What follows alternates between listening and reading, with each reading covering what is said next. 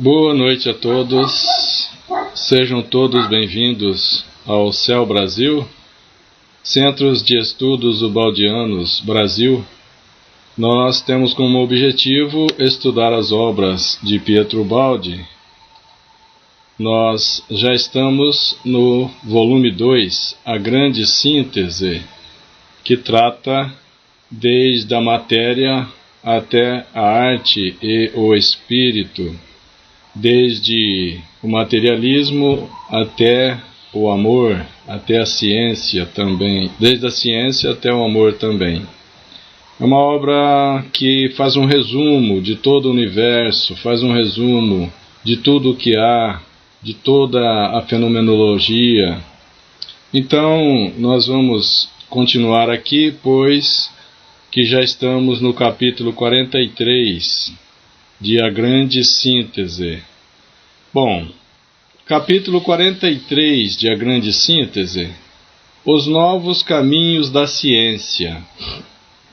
Aqui, esse tratado, A Grande Síntese, vai nos mostrar os novos caminhos da ciência, por onde os pesquisadores deveriam estar caminhando. E aqui é a sua voz que ditou a obra para Pietro Ubaldi, inicia dizendo: não há dúvida que para vós, homens de razão e de ciência, em vosso tempo e de acordo com a vossa atual psicologia, trata-se de uma linguagem bastante estranha, a que unifica todos os problemas do saber e os problemas da bondade, e os coloca lado a lado e funde ciência com o Evangelho, acima de vossas distinções, numa mesma síntese, num mesmo resumo. É natural que os nossos homens de ciência e de razão achem estranho que é possível, que seja possível e que seja tratado em um mesmo resumo os problemas do saber e da bondade, os problemas da matéria e do espírito, os problemas do materialismo e da espiritualidade, os problemas do materialismo e do amor. Então, é natural que as pessoas acham isso diferente, alicerçado na psicologia atual do ser humano terráqueo. Mas todos os vossos sistemas racionais e científicos são filhos da psicologia de hoje, que não é a psicologia de ontem, nem será a psicologia de amanhã. A própria psicologia está mudando, está evoluindo também. Vossos métodos e pontos fixos conceptuais passarão, como outros métodos conceptuais passaram, e tudo será superado. Estamos numa caminhada evolutiva. O tempo vos modifica, ó filhos do tempo, e vos impele cada vez mais para o alto, para a evolução. Como evolvem as formas de luta e as formas do sofrimento, assim evoluem também o pensamento e suas formas, porque a criação é contínua e o dinamismo divino, o dinamismo de Deus, está sempre presente. Aqueles que, no campo de todas as religiões, procuram para encontrar erro e condenar esta obra, este tratado de A Grande Síntese, eu digo que coloquem com sinceridade sua alma diante de Deus e escutem a voz íntima que diz: esta palavra é verdadeira. Então, aqueles que procuram encontrar erros e condenar a obra de Pietro Baldi, que coloquem, que use a consciência e observem a voz íntima que brota do seu interior, que diz: esta palavra de A Grande Síntese é verdadeira. Onde existe, pergunto-vos, onde existe na Terra uma força que verdadeiramente vos sacuda e arranque do cálculo contínuo de todos os interesses humanos? Que força nos desloca, nos tira desse cálculo contínuo dos interesses humanos? E quem faz na Terra um esforço enérgico? A palavra está traduzida na Grande Síntese, nessa versão de Carlos Torres Pastorino, como energético. E a palavra correta é enérgico. Eu conferi na Grande Síntese original em italiano. Então, e também faz sentido, né? Veja, eu vou repetir. E quem faz na Terra um esforço enérgico, heróico, decisivo, um esforço enorme para salvar os valores morais. Poucos se esforçam, poucos despendem tanta energia como a Grande Síntese para salvar os valores morais. A ciência que aplica o ouvido para ver resolvidos com suas próprias palavras problemas tão desusados para ela, para a ciência, eu digo, chegou a hora de mudar de caminho. Por isso, o novo caminho para a ciência, o caminho apoiado não só na razão, mas também apoiado na intuição. É isto. Porque é inútil, é loucura acumular milhões de fatos sem jamais concluí-los. Lembra no início da Grande Síntese de que eu falei que a nossa ciência está acumulando milhões de fatos, milhões de informações, milhões de dados. São retalhos da colcha que não se coloca junto, que não se faz um grande resumo, que não se fez ainda na ciência essa colcha unindo, reunindo, costurando todos os retalhos. A síntese urge, ou seja, esse resumo é urgente, e a ciência cala-se. Olha suas colunas de fatos, colunas de um tempo imenso na coleta de dados, cheio de silêncio, e a ciência cala-se. O apriorismo sensório amarra na terra suas asas e limita-lhe as vias da pesquisa. O apriorismo da dúvida, que se olha para a objetividade, fecha ao espírito os caminhos rápidos da intuição e da fé. A ciência que estava querendo ficar divorciada da fé, o que é impossível, pois que ciência, filosofia e fé devem caminhar juntos, pois que elas estudam a lei do mesmo Deus. E nesse monismo, mais à frente, a ciência se tornará religiosa e filosófica, e assim também a religião se tornará filosófica e científica, e por aí vai.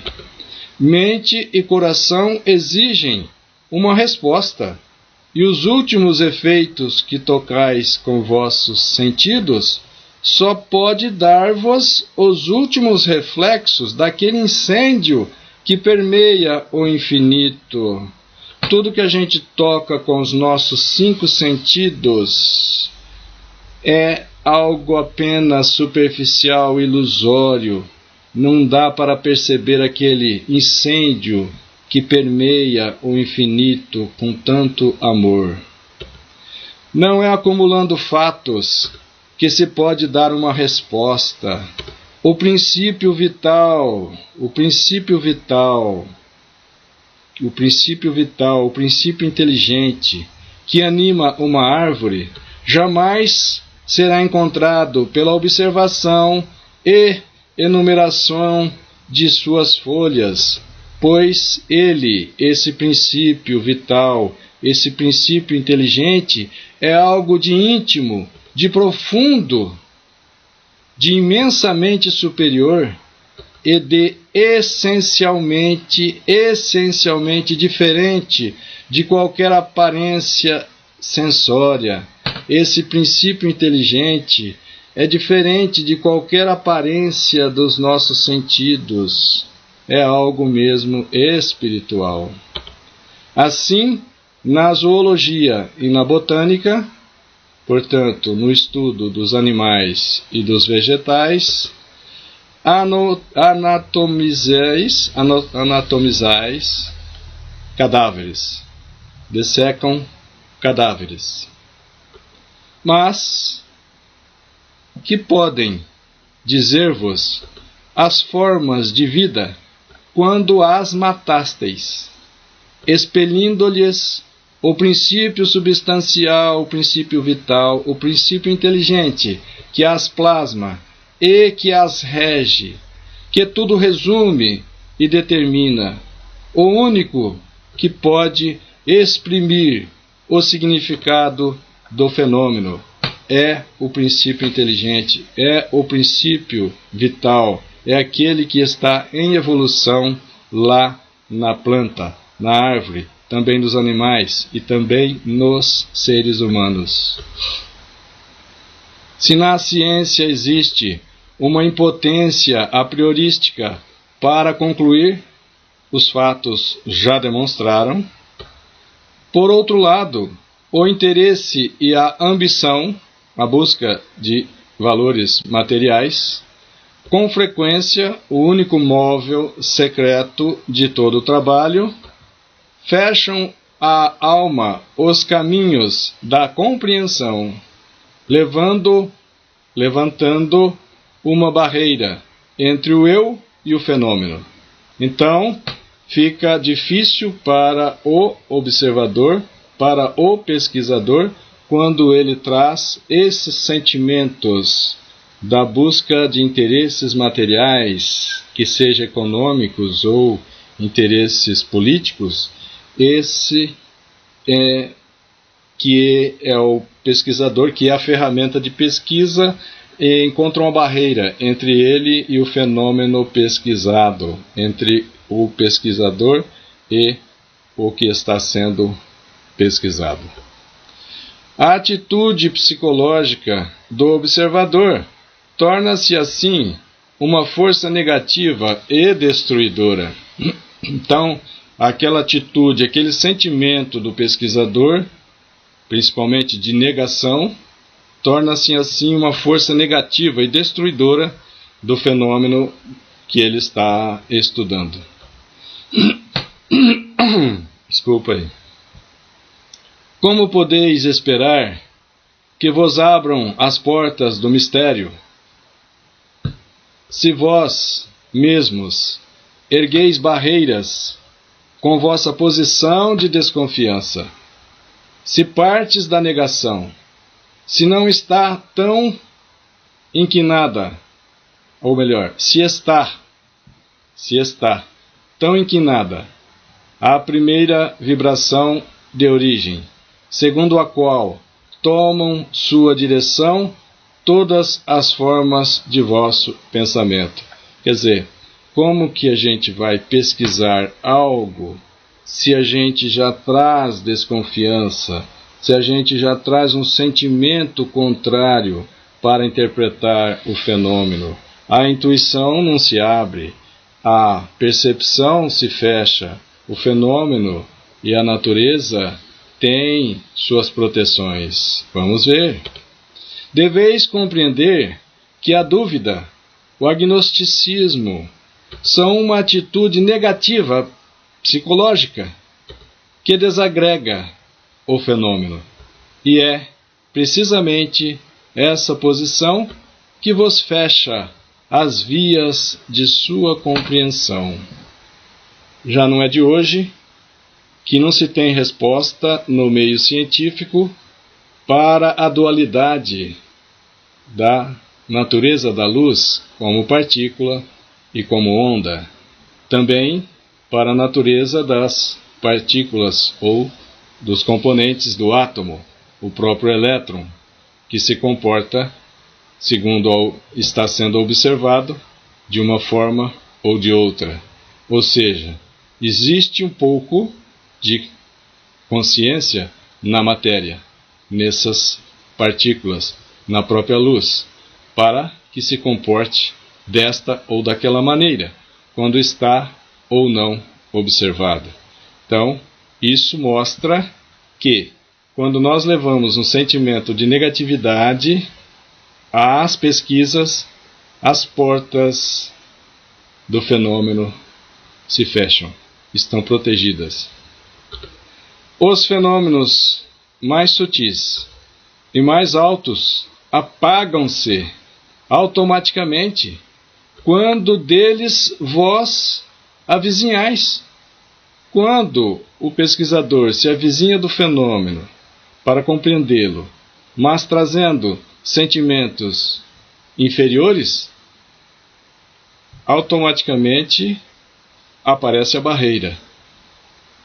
E esses fenômenos mais sutis, mais delicados, mais altos se apagam. Por isso é interditado, é impossibilitado, é proibido o ingresso da ciência nos campos mais altos dos fenômenos da natureza e da própria espiritualidade. É indispensável a presença de um fator. É necessário a presença de um fator que a ciência ignora de propósito: o fator espiritual e o fator moral. Como já dissemos lá no início da grande síntese, o pesquisador é ferramenta de pesquisa. Ele precisa aperfeiçoar-se moralmente, porque ele é a ferramenta de pesquisa na interpretação desses fenômenos que são também espirituais. São eles, esses fatores, a condição fundamental de sintonização e de potência de vossa psique, de vossa alma, que é o instrumento de pesquisa. Vossa alma é o instrumento de pesquisa. O instrumento tem que estar bem afinado. O instrumento tem que estar bem sintonizado com o bem, com a bondade, com a fraternidade e com o amor. É estranho essas palavras para o pesquisador, mas são reais e haverá de ser entendida mais cedo ou mais tarde. O futuro da ciência reside no mundo mais sutil do imponderável. Hoje a ciência, que já aprofundou a pesquisa na matéria e não encontrou nada sólido, encontrou energia concentrada. E a própria ciência, que se dizia materialista, não tem mais matéria para se apoiar. A própria ciência, que aprofundou o estudo na energia, está encontrando a consciência. Prova é os trabalhos mais recentes da física quântica. Se não levardes para a pesquisa científica este estado de espírito que nasce apenas de uma grande paixão pura e desinteressada, jamais alcançareis um passo, jamais avançareis na evolução, na compreensão dos fenômenos que começam a mostrar-se cada vez mais conscientes e fenômenos espirituais. Então, a física quântica está tocando hoje na espiritualidade. Esta atitude de vosso eu é fundamental, porque é lei que onde faltam sinceridade de intenções e impulso de fé, as portas do conhecimento se fecham. Os mistérios do universo, da natureza, se fecham para que se abra e as portas e adentre e se compreenda esses fenômenos. É necessário uma chave, a chave do amor, porque o universo foi feito pelo amor, com o amor, para o amor. O universo foi feito com o amor de Deus, pelo amor de Deus, para o amor de todos. Tudo que estiver contrário ao amor está fadado ao fracasso, ao insucesso, à extinção. O mistério tem suas defesas e suas resistências, e somente um estado de vibração intensa pode ter a força de superá-las. Estado de vibração de sentimentos elevados, de sentimentos que objetivam o bem comum de todos, e não o sentimento de cobiça, de egoísmo, de enriquecimento, por exemplo. A verdade só responde a um apelo desesperado de uma grande alma que invoca a luz para o bem. É a intenção, é o sentimento de quem busca compreender os fenômenos que vai definir e abrir as portas para a compreensão maior.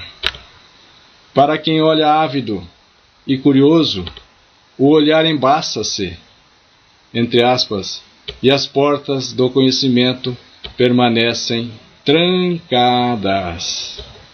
A lei mais sábia que vós, a lei é a lei de Deus. A lei é a lei que rege todo o universo, desde o universo físico ao universo dinâmico das energias e ao universo espiritual. Essa lei é mais sábia que vós. Não admite no templo os incapazes e os imaturos. O conhecimento, arma poderosíssima, só é concedido a quem saiba fazer bom uso dele. O conhecimento é um poder incrível. Só é concedido para aqueles que saibam fazer bom uso do conhecimento. Por isso, esse conhecimento profundo é para aqueles que amam, pois que fica provado que eles serão incapazes de fazer mau uso de tamanho poder, de tamanha potência. Na lei, nenhuma desordem é permitida, e os inferiores não são admitidos para trazer perturbação com sua inconsciência fora de seu campo. Já ouvimos falar, que Deus não dá asa à cobra, porque a cobra poderia fazer muito mau uso das asas.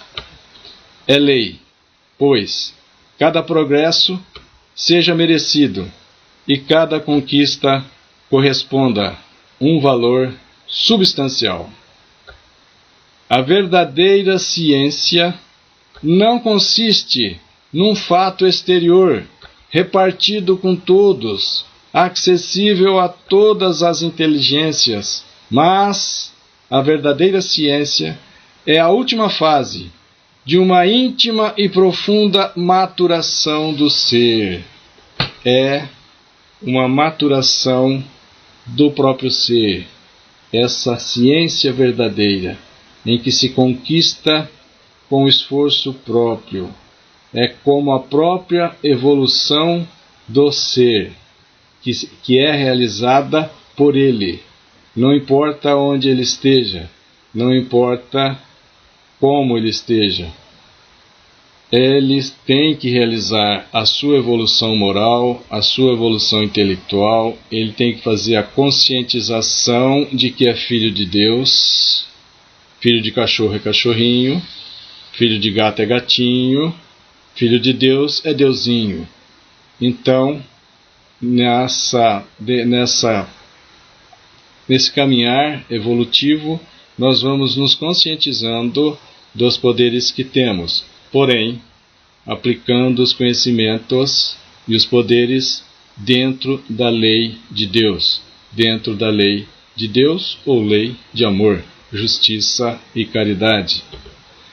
Na conquista do conhecimento, como em todas as maturações biológicas, não existe atalhos possíveis, mas é indispensável desenvolver toda a trajetória do fenômeno.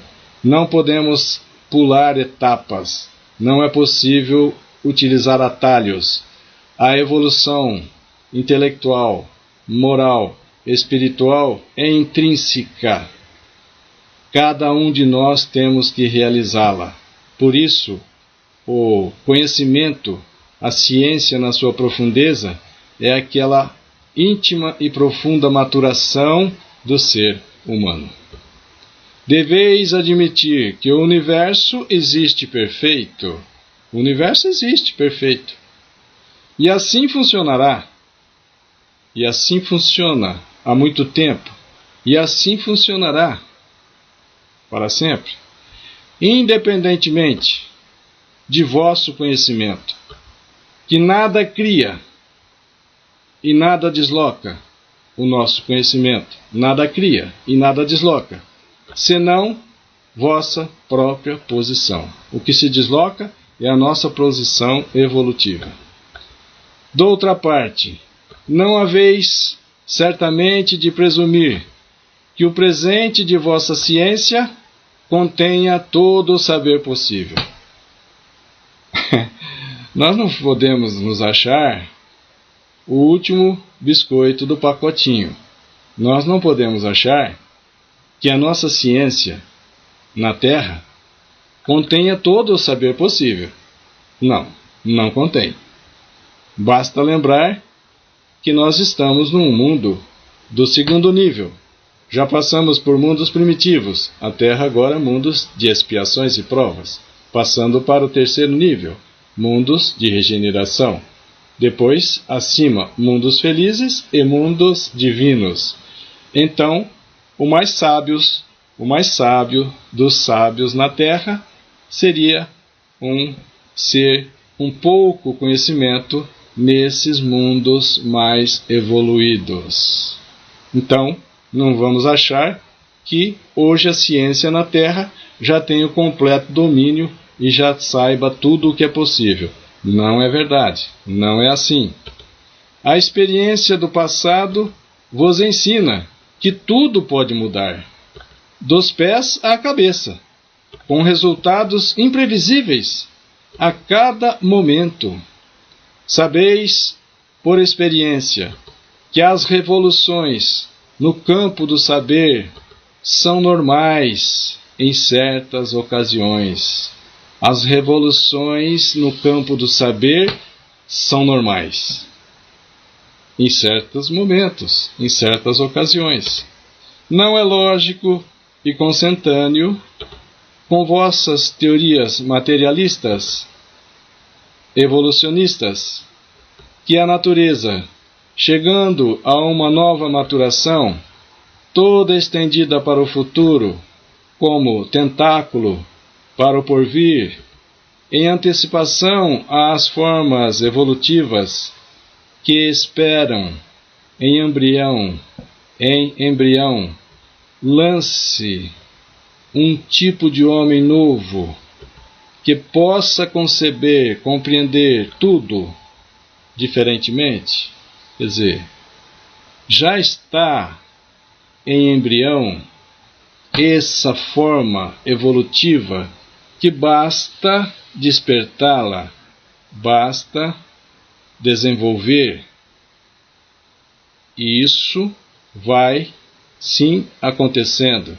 já está em embrião em cada um de nós essa forma, essa antecipação na evolução.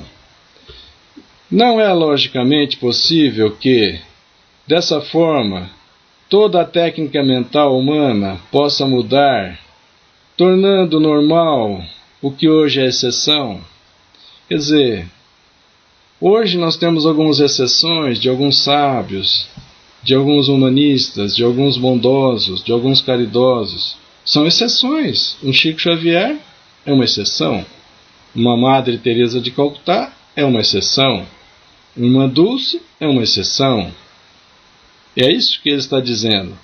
Isto é, a própria intuição do gênio, a inspiração do artista, a superhumanidade do santo. Então, isso, por enquanto, é exceção, mas há de tornar-se regra, onde todos farão dessa forma, com o conhecimento da intuição, com a inspiração do artista e com a superhumanidade do santo. É o caminho evolutivo, é uma fatalidade, é um telefinalismo que o universo nos conduz. As fases evolutivas próximas de vós tocam, depois da fase orgânica, a fase psíquica. Depois da fase evolutiva orgânica, vem a evolução, vem a fase evolutiva psíquica. Como vedes, as novas concepções desta síntese, deste tratado, deste resumo, mesmo para a mentalidade dos céticos e dos materialistas, esta síntese apresenta-se com todos os caracteres da racionalidade e terão de ser reconhecidas como aceitáveis, pelo menos como hipótese de trabalho. Toda a grande síntese está fundamentada na lógica, no raciocínio, na natureza e tem que ser aceita, pelo menos, como hipótese de trabalho, como uma hipótese para que se possa verificar se é verdadeira ou não. É isso. Isto também nas últimas conclusões de que vos falei. Não só não contradizemos os princípios e postulados demonstrados pelos fatos e aceitos pela ciência, mas os fundimos organicamente numa unidade universal. Está fundindo esses fatos, esses postulados, numa unidade universal, em um monismo, em um princípio de unidade. A ciência é aqui combatida, corrigida e elevada com seus próprios métodos, com sua própria linguagem, com a linguagem científica. A grande síntese trata com linguagem científica todas as áreas do conhecimento humano. Então, é com a forma e com a expressão da ciência que a sua voz dita a grande síntese, para, com as ferramentas da ciência, convencer a ciência dos novos caminhos que ela precisa percorrer na escalada evolutiva, se quiser evoluir.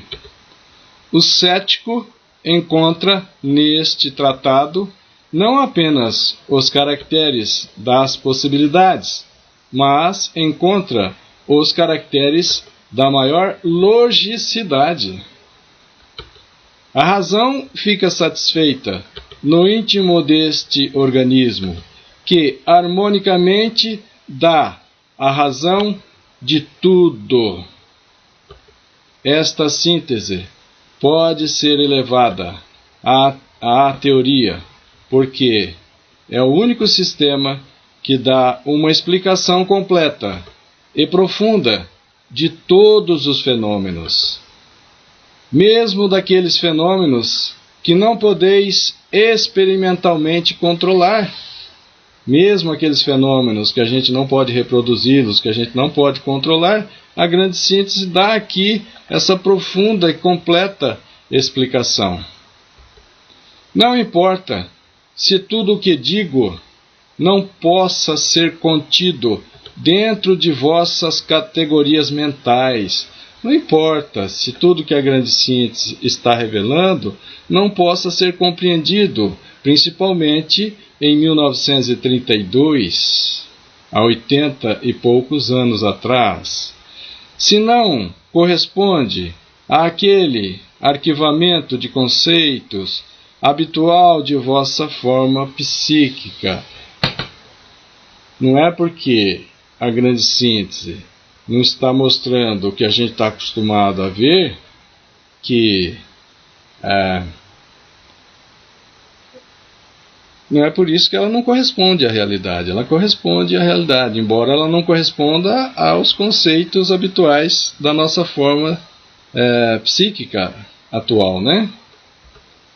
A limitação de vossa razão e a cegueira de vossos sentidos vos levam naturalmente a negar tudo o que a eles escapa aos sentidos. Mas isto não importa, não tem problema. Eles são formas relativas que superareis. Diante da imensa verdade, eles são mais do que meios, são uma prisão que vos encerra e que vos limita. Mas, bem depressa, vosso ser se libertará, e a ciência, quer queira, quer não queira, superará sua posição atual. É uma fase. A ciência superará sua posição atual de negação, de ceticismo, de agnosticismo. É só uma fase. Será superado. Final do capítulo 43. Nós deixamos aqui endereço para que vocês possam acessar desde o capítulo 1 de A Grande Síntese, lá no YouTube, que é mais fácil, no canal João Atílio, até o capítulo 43, que foi comentado, conversado, explicado hoje com vocês. Então, fica aí a divulgação também do Centro de Estudos de Pietro Ubaldi, Brasil, Centro de Estudos Ubaldianos, Brasil, Céu Brasil, que está no Facebook também com o nome de João Atílio. Tem também o blog Céu Brasil, que é todo conduzido e editado por nosso amigo Danilo. Então, foi para mim uma satisfação, uma alegria poder compartilharmos juntos esses momentos em que nós contamos sempre com a tolerância, com a paciência, com a concordância de cada um de vocês neste estudo desta obra maravilhosa que é A Grande Síntese, que já tem mais de 80 anos e ainda desafia o conhecimento para muitas pessoas. Nós pedimos a Jesus que continue sempre nos abençoando e nós nos esforçamos sempre para sermos dignos das bênçãos de Jesus. Estaremos juntos na próxima sexta-feira. Fiquem todos em paz, muito amor, muita compreensão.